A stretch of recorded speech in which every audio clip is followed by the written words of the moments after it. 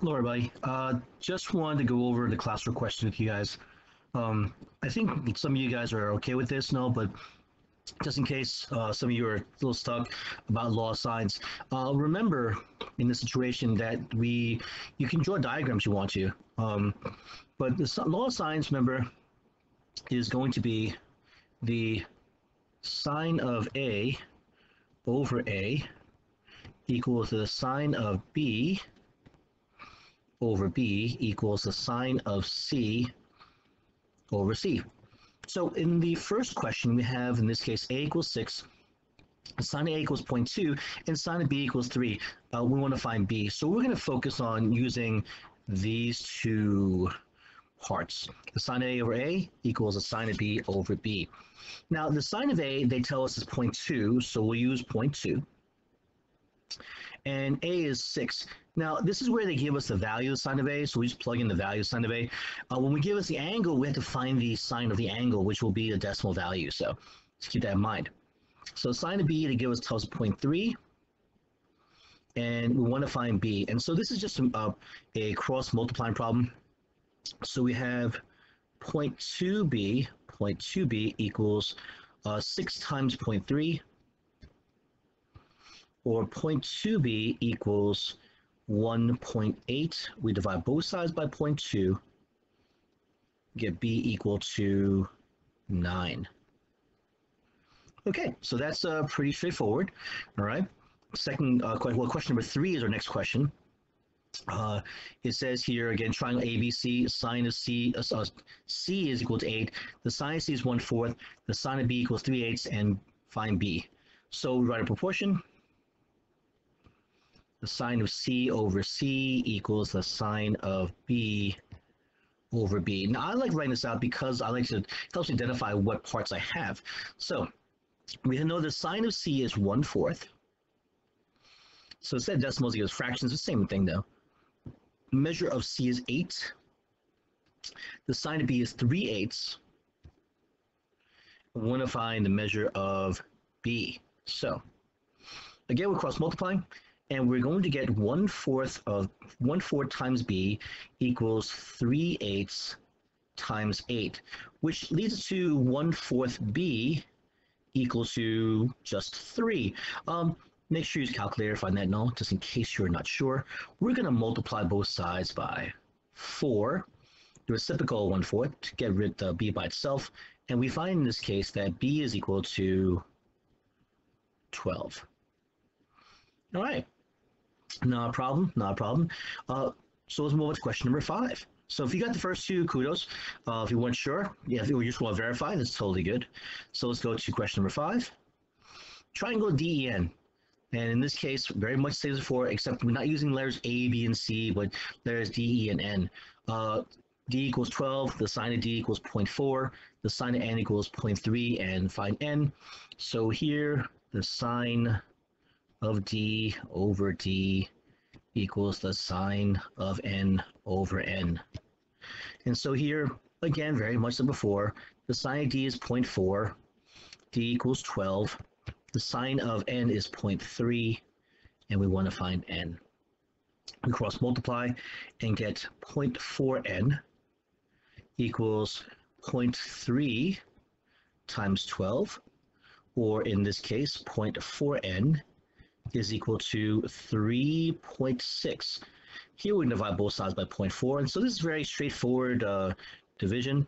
Again, if you're not crazy about decimals or fractions, use calculators, totally good. All right, we get in this case, oh look, another answer of 9.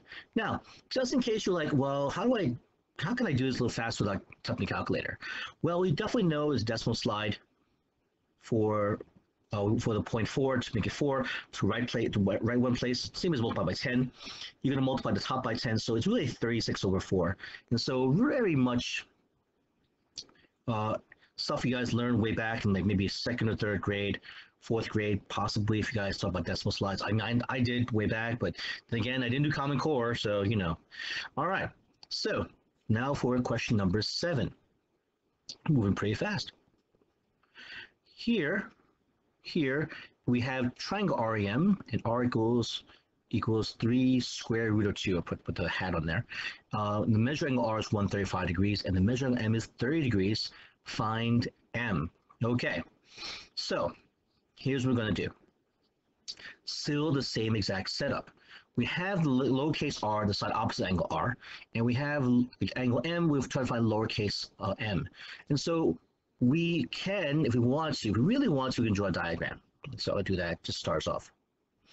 And here, angle R is 135 degrees. Angle M here is going to be 30 degrees. Okay, and the lowercase m is opposite of angle M, so that would be here. And lowercase r is opposite of angle R, so it would be here, 3 square root of 2. So that would the diagram look like if you want to draw a diagram for the situation. We're still going to run back to our same formula of here, the sine of r over r is equal to the sine of m over m. Okay? Now, in this situation, do we need your diagram? No, not really, but it helps to visualize. And then some of you guys can ask, well, Mr. Gong, what if I did r over sine of r equals m over sine of m? Totally good. Okay, totally good. So let's write in the information. So it's the sine of 135 degrees over 3 square root of 2. So 135 degrees over 3 square root of 2 equals the sine of 30 degrees over m. So we're going to cross multiply here. We'll move this up a little bit. And we'll have in this case m sine of 135 equals 3 square root of 2 times the sine of 30. And if you remember what I said before, the sine of 135, the sine of 30, they're real numbers. Sine of 30 is actually 0.5, so that's okay. But the sine of 135, you might find out that would be an irrational number, so it's a whole long run bunch of decimals that don't end, but you're easier to write. There's actual value here, so you can calculate in the calculator, but I recommend leaving everything the same way. So we're going to now divide everything by the sine of 135. Notice that instead of rounding off our answers, which will give us approximations, let's use exact values. And now, just to be clear, we can do this in the calculator. So here's divides out, and m is equal to 3 square root of 2 times sine of 30 divided by sine of 135. So I'll take out your calculators, ladies and gentlemen. I'll take out mine here. So we're going to type in 3 square root of 2. All right, so let's see now. So let's go here. So it's going to be 3 second x squared, there's a square root of 2. Okay, and then times the sine of, I believe we said it was going to be times the sine of 30, sine of 30. Oh, and by the way, make sure you are in degree mode. So let's go here, mode. Yep, I'm in degree mode. I preset that null. So if you're not, please make sure you're in degree mode. So let's move us back here. And we divide by, in this case, the sine of 135. So divide by the sine of 135. Now close that parenthesis. Oops, too many. So you don't have to delete the whole thing. Just go to the extra one and hit delete. And then you're good. Close parenthesis. Okay, so we have 3 square root of 2 sine of 30 divided by the sine of 135, and we hit enter, and we get 3. And therefore, our measure of m is equal to 3. All right, so m equals 3. Now, you say to yourself, oh, wow, that's kind of strange. I mean, what if I rounded off, I got 2.999 and rounded 3? Well, you know, you get the answer. Just keep in mind, though, that when you round off too much, especially when we're going to be rounding off to nearest 10th or nearest 100th, and you round off too early, you're going to find out that the answer is probably going to be a little bit more than a little off. It'll be quite a bit off, though. So, okay? So always try to keep your values written this way, and it's very easy and compact and all. Okay, so this is the first part of our classwork. I want you guys to watch, try them out. So I'm going to come back doing a second video. I try not to make this video too long, and so of course it's hard to just want to make sure that you can process these things as well too. If you found this video helpful, please give it a like, leave a comments or questions in the comment section below, and of course, please subscribe to my channel so that we get updates on any new information or content.